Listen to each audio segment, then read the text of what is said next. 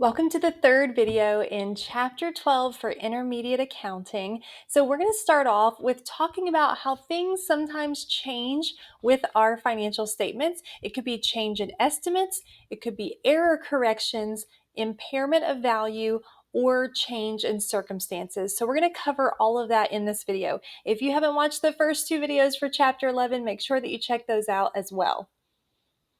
So let's start with change in estimate. So whenever we have a change in estimate, this is what we like to be able to do. We account for it prospectively. That means the current and future periods are going to be different than how they were in the past. We are changing an estimate. The good news is with the estimate, we don't have to change retrospectively, which means the past.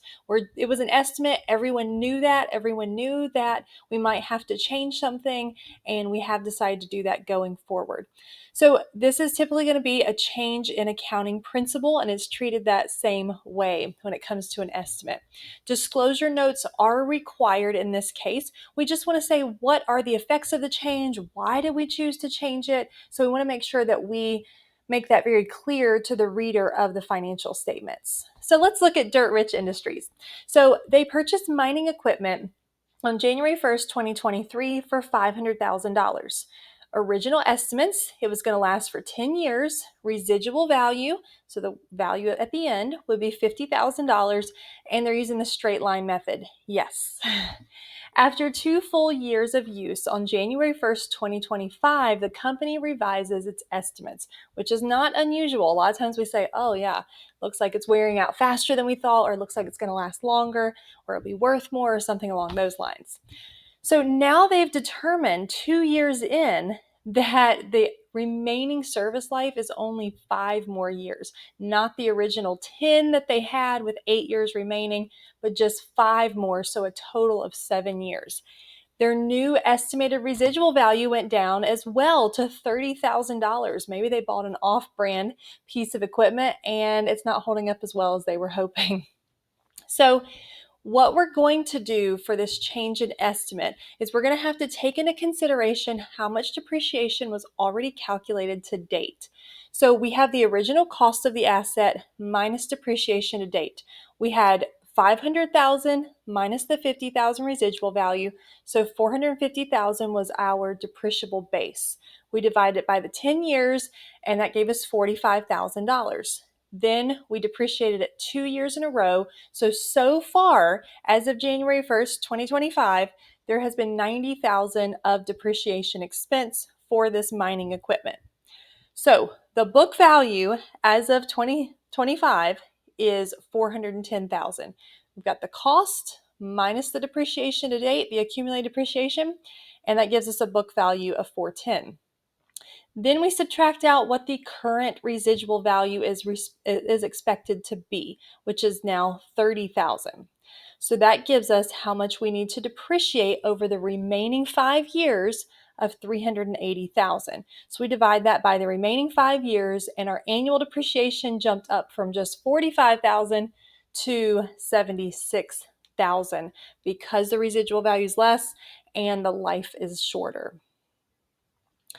We also have error corrections. So common error causes capitalizing costs that should have been expensed, or it could be incorrect useful life or residual value that was applied. So not just a change in estimate, but they actually put it down wrong. Omitting an asset or recording the wrong cost, amortization or depreciation miscalculations.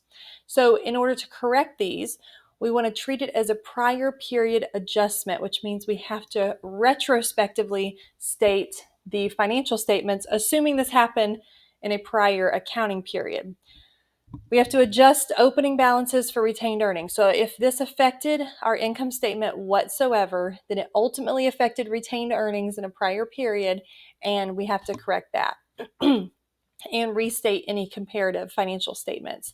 Now, the best way to catch an error is in the same accounting year, so you can correct it and you don't have to go back and change the financial statements. But a lot of times that's not the case, and we have to do this process. So key point, corrections are not changes in estimate. They fix mistakes, not new information. So we are fixing something we did wrong here. And the more eyes you can have on your accounting, the more likely you are to catch things so that you don't have to do corrections like this. So let's look at an example. In 2025, the controller of Dirt Rich Industries discovered an error in recording $240,000 in legal fees to successfully defend a patent infringement suit in 2023. The $240,000 was incorrectly charged to legal expenses, but it should have been capitalized and amortized over the 6-year remaining life of the patent. Straight line amortization is used by Dirt Rich Industries for their intangible assets. So here we are saying, okay, the company spent $240,000 to defend their patent. If it is a successful defense of that, then they actually get to capitalize that and amortize it over the rest of the life of that intangible asset. But instead, they just expensed it out. So my recommendation would be that you list out what the correct entries would have been from 2023 when this happened to 2025, and then what actually happened, and then you make the correcting entries. So what should have happened is it should have been debited to patent, the actual asset, and credit to cash that they spent on the legal cost. And then they would have amortized it using straight line depreciation or amortization. They would have taken the 240 divided by 6-year remaining life. They would have expensed it out with an amortization expense of $40,000 in 2023 at the end of the year, and then at the end of 2024. What happened? They just put the whole thing to legal fee expense. So we need to now make a correction to get it to look like what we're seeing right here. So what we're going to do is we are going to take the $240,000 that was expensed out minus the 2 years of amortization, and that is going to give us $160,000 remaining that should have still been in the patent. So we will debit the patent because that's what it would be at this point if we had made the correct entries. And we are going to credit retained earnings. Credit to retained earnings means that we are showing more revenue, and that's because they expensed out too much. The revenue should have been higher. The net income should have been higher. So this will correct the balance sheet accounts at this point. All right, how about impairment of assets that are held for sale? So this is required when there is a significant impairment of value. Signals lower the future cash flows from the asset. So it's challenging to measure this at the exact amount of impairment, but I'm going to show you the process that we take. So guidelines can vary depending on the asset's classification. If it's PP&E or an intangible asset with a finite useful life, we have at least some idea that this is not going to give us value forever and how long it will probably give us value. In that case, it is subject to depreciation, depletion, or amortization. Intangible assets without indefinite useful lives, we know, are not going to be subject to amortization. We're just going to put it on there as an asset, and we are, in this case, assuming it's going to continue to bring us value. Well, when do we test to see if there is impairment? Test for impairment only if events or changes in circumstances indicate that the book value of the asset or asset group may not be recoverable. So something has triggered this. Something makes us say, you know what, this asset we are thinking is not as valuable to our company as it was before. A change in event or a change in circumstances made us feel that way. So what are some of those circumstances that could indicate impairment? It could be significant decline in market value of the asset. You know, we had this big mega, what is it called, supercomputers, a whole room of computers, and we were valuing it at all this money, and then they came out with these small computers that can do way more, way faster.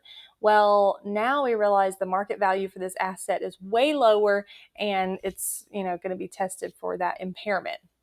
That was an extreme example and a very old example, but adverse changes in the business environment. So anything legal, regulatory, or economic going on, that could trigger us thinking maybe something has happened here that would lead to impairment.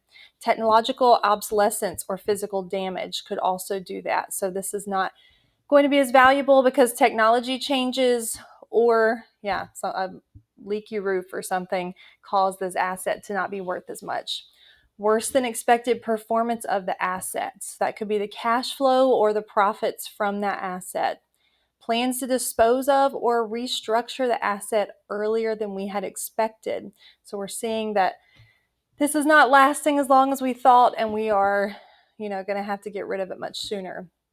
Rising costs associated with just maintaining and operating the asset could also be something that triggers us questioning whether or not there's been impairment. So there are 2 steps to determine an impairment loss. The first step is the recoverability test. We compare the asset's book value. Remember what book value is. We've got the cost of the asset minus any accumulated depreciation with the undiscounted future cash flows it is expected to generate. If the book value is higher than the future cash flows, so we are carrying it on our books at a higher amount than what we think our future cash flows for this asset is, sounds like there's a potential for an impairment. And if that's the case, we need to move to step number 2. This is where we actually measure how much is the loss. So we say the book value minus the fair value, and that fair value is based off the market price, and that's going to give us our impairment loss that we need to record. Step 2 is only considered if step 1 does show that there is an impairment. So these are just the steps. Is the book value higher than the future cash flows? If it is, we need to move to step 2, figure out how much of a difference there is there. So impairments and cash flow estimates, undiscounted cash flows, we are going to compare total future undiscounted cash flows with the asset's carrying value. If the carrying value is higher than those undiscounted cash flows, then that would show us there is an impairment indicated. If it is discounted cash flows, the impairment loss would be carrying amount minus the fair value, and that fair value often estimated using the present value of discounted cash flows. So kind of a confusing process here, but the first thing we do is we say, is there potential for impairment in this asset? If so, let's walk through these steps and figure out how much, if there is an impairment, we need to be recording. And then, of course, there's going to be a disclosure note. We need to include the description of the impairment. We need facts and circumstances leading to that impairment. Why did this even happen in the first place? And amount of the impairment loss that we're going to recognize. And finally, the method used to determine the fair value, because that could be something we could draw from many different places. So let's look at dirt-rich industries. They operate several plants that manufacture construction equipment. Near the end of the company's 2025 fiscal year, a change in the business climate caused a competitor's new technology indicated to management that the $200 million book value, and it gives us how they calculated that, may not be recoverable. Management is able to identify future cash flows from the plant and estimates that total cash flows over the remaining useful life of the plant will be $175 million. The fair value of the plant's assets is not readily available, but it's estimated to be $160 million. So, due to a change in circumstances, the possible impairment should be investigated. So here's some information that I pulled out of that question because there's so many words there. And it's nice because I've got them bolded, so it kind of helps out. But carrying value, or the book value, is $200 million. And it shows us how to calculate it. The estimated undiscounted cash flows is $175, and the estimated fair value is $160. So step 1, is there an impairment? So we are going to take the book value minus, or when we compare it to the future cash flows. The book value is more, so it does indicate that there is an impairment loss. Now we're going to take that same information and we're going to see with step 2 how much is the loss. So we take the book value and we compare it to the estimated fair value. The difference is 40 million. So that 40 million is what we're going to be showing as the impairment loss. So our equipment itself originally was shown at 340, we see in the parentheses. Then its value is now, the fair value that we're estimating is 160. The difference is 180 that we need to get out of there. So the way we do that, we're pulling from a bunch of different places here. We are going to take that $40 million loss. We always debit losses just like we debit expenses. We are going to take the full accumulated depreciation out of the credit, out of that contra asset. And then we are going to credit the equipment for that 180 to now bring our balance sheet to where we are showing the asset at 160 million for its value and no accumulated depreciation at this point. And then we show on the income statement the loss due to impairment. So it's really not too hard. You just have to walk through those steps to make sure that you understand what you're doing and how much to record. Just a little bit more for this video. We've got Goodwill. Now, we're not talking about the thrift store here. Goodwill is an intangible asset. It only arises when one company acquires another one for a higher price than the fair value of their net assets. Really important to understand that. So I'm going to kind of walk through again what Goodwill is to make sure that you're understanding that, and then we'll look at testing for impairment. So again, it's an intangible asset. You will not see it on a balance sheet of a company unless they have acquired another company, and it has to have been for more than what the fair value of their net assets were. Net assets are simply the assets minus the liabilities. So it represents the value of intangible factors. So it could be that they're paying extra for the brand reputation, the customer loyalty, the skilled employees, superior technology. We talked about if Pepsi were to buy Coke, they're going to have to pay extra for the reputation, for the secret recipe, all that great stuff. It is only recorded when one company purchases another, not internally generated. Appears as a non-current or a long-term intangible asset on the balance sheet, and it is not going to be amortized ever, but it has to be tested for impairment, not just when there's a change of circumstances, but we have to test it annually. Impairment loss recognized can't exceed the book value of Goodwill. And I'm pointing this out because sometimes there are homework problems that will say, the company lost this much money. It's now valued at this much. How much was the loss? And you'll say, oh, well, they lost all that money.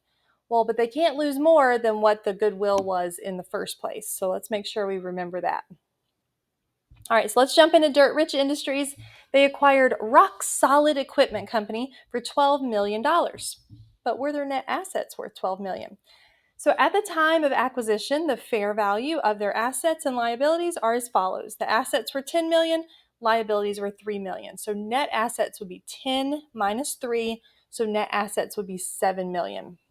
So we're going to take the $12 million minus the $7 million of net assets. That tells us that Goodwill, the extra they paid for their reputation and all that great stuff, was $5 million. Just $5 million. 2 years later, in 2027, Dirt Rich Industries reviewed Rock Solid for impairment.